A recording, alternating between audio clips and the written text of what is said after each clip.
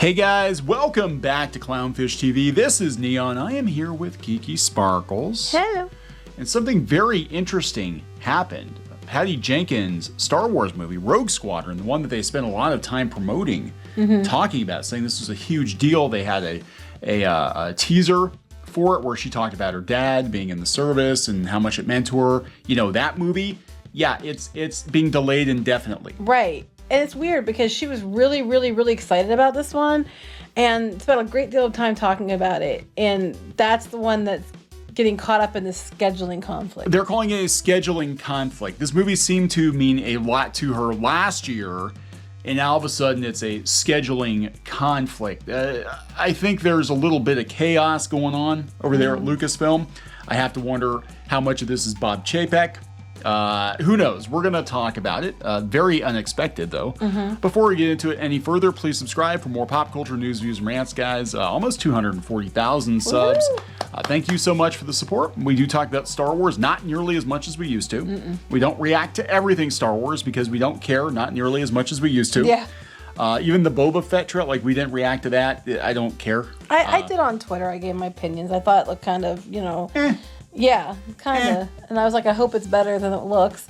But, yeah, so what's interesting about this is there are 3 movies that Star Wars was supposed to be doing that were post the sequel trilogy. Yeah. And her Rogue Squadron was the first one. There's also one that's Kevin Feige's doing and one that Taika Waititi's doing. Now, this is delayed, and they said because of her scheduling conflicts, but that doesn't say what's going to fill in that void in December that's already been scheduled for this. And apparently it was supposed to start filming next year, and now it's not. Yeah, so they were going to start production in 2022. It was supposed to go into pre-production by the end of the year. Sources say the producers and filmmaking team came to the realization that Jenkins' schedule and other commitments wouldn't allow for the window needed to make the movie in 2022. Thus, Squadron has been taken off the production schedule. The hope is that once Jenkins fulfills her previous commitments, she'll be able to return to the project. Are we talking Wonder Woman 3? Well, as I said, they talk about that down here. They said that the Wonder Woman 3 thing, the problem with that is that they were going to have it be done after Rogue Squadron. So that was how it was supposed to be set up. And there's some Cleopatra movie she's doing for Paramount. But neither one of these things, no one seems to know what this conflict supposedly is. I'm just hoping, because I'm finding the timing a bit odd. I'm hoping this isn't the case of where they're all talking about, we're going to talk about another video, but all this brand fatigue around Marvel with the Eternals. And I have to wonder if they're worried about that happening with Star Wars. They're also having these things where everybody's like, some of these people are saying, well, it's because fans hate female directors. And we know that in the past with Disney, Marvel, that kind of stuff, they wouldn't give like Black Widow her own movie, or they wouldn't do different things because they didn't believe that women could carry, the movies or whatever.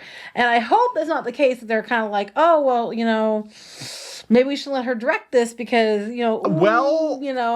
let's talk, because look, Wonder Woman 84, yeah, it made some money, but it wasn't as good as the first Wonder Woman. No, it wasn't. Let's be honest. It wasn't anywhere near as good as the first Wonder Woman. People's opinions on it vary. We were very disappointed in it. And, the original Wonder Woman, I think had the Zack Snyder factor in it. Zack Snyder actually kind of shepherded that project. She directed it. Now, this one was all her. So I don't know if Disney took a look at that and was like, we don't know. I hope that's not the case. Yeah. And I'm not saying that is the case. I just think it's weird that this time is coming around the time that Eternals isn't doing that hot. And there was people speculating the audiences didn't like women directors, and that's not true. That's just flat out not true. No. A lot of people really liked Wonder Woman, the first one, and there's been a lot of films directed by women that people like. So that's just not true. So I'm hoping Disney isn't falling into that. I think this is... Look, I think this is kind of pointing to a bigger issue. There are all kinds of crazy rumors about the behind the scenes drama at Lucasfilm. We don't know what's true. We don't know what's up. And honestly, most people are never going to find out what's up. And even if some of those rumors are true, they're not going to admit to it. It's all company business. But there does seem to be a lot of things up in the air when it comes to Star Wars. There does seem to be, this desired, I think, at least Bob Chapek, to make this thing profitable. Well, you also have too, like both Lucasfilm, it was Star Wars, and Marvel. People keep bringing up brand fatigue a lot. Yeah. Star Wars, not so much. but Marvel, they're definitely bringing it up now, which I guess I will talk about later. But what's interesting though is too, there's some rumors apparently about another film that might be going on, and this actually is from CBR, so I'm going to give credit to them because it came from them. This is a quote directly from it. It said, "News of Rogue Squadron's delay comes days after big screen leaks noted that a Star Wars project was expected to begin production in 2022. However, that project was specifically not Jenkins, Waititi's, or Feige's respective films. Star Wars Newsnet went on to report the film in question is actually the fabled Old Republic movie, and that Rogue Squadron is taking a back seat so its script can be refined."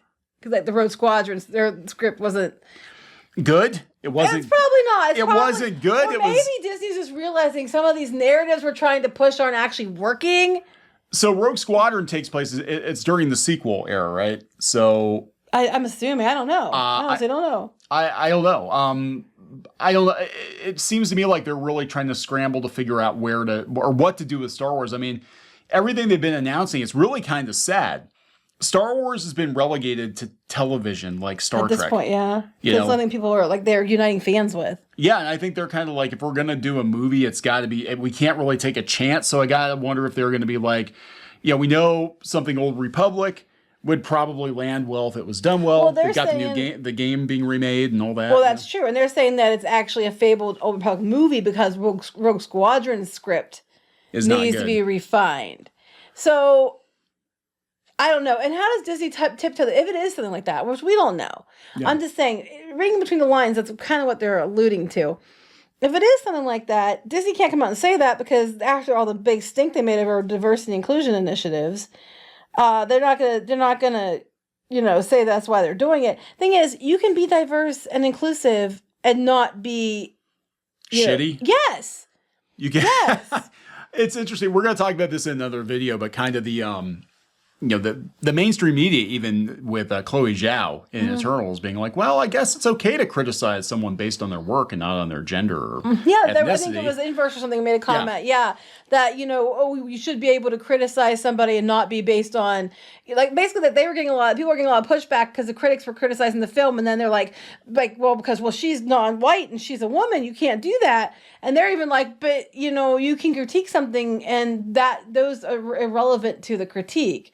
It's like, you don't say. It's like the internet's been saying this for years. Meanwhile, on the other end of Lucasfilm, the ass end of Lucasfilm.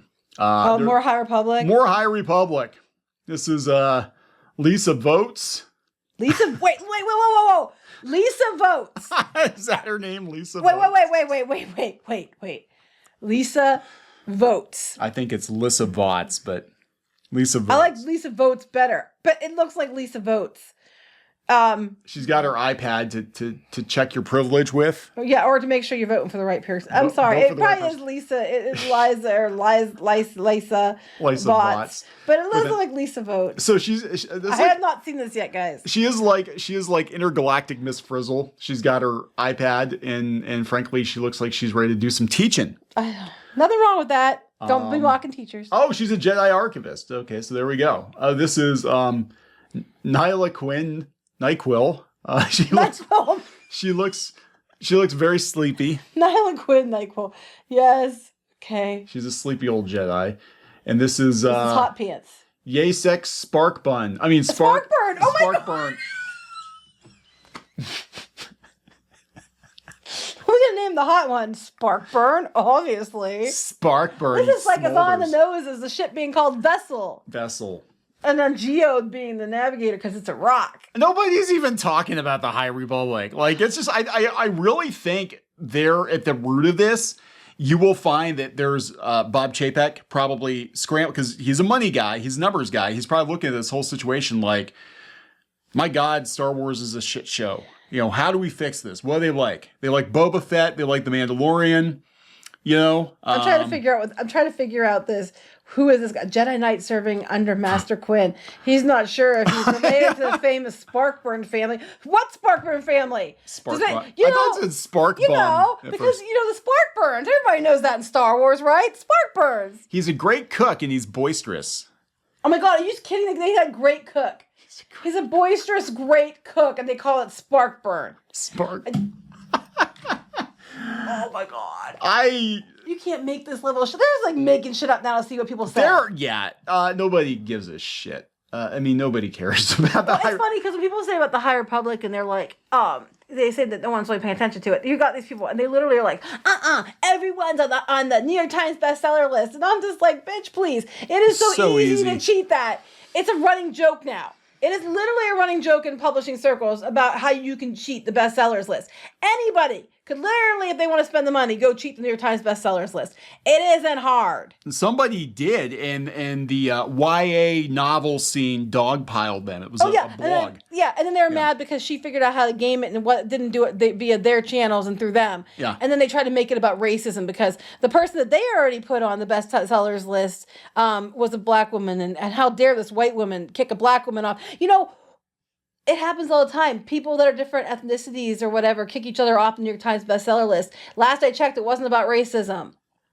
James Patterson just kicks everybody off. There you go. He kicks, he These kicks. names, I didn't even see this. Lisa Votes. I was looking this up. The reason I was looking this up is I'm like, okay, are they, oh my God, they're not going to cancel Rogue Squadron and do a freaking High Republic movie. High Republic. With this gal. I don't think there's enough interest in the High Republic. They better not. I mean, they're Rogue Squadron.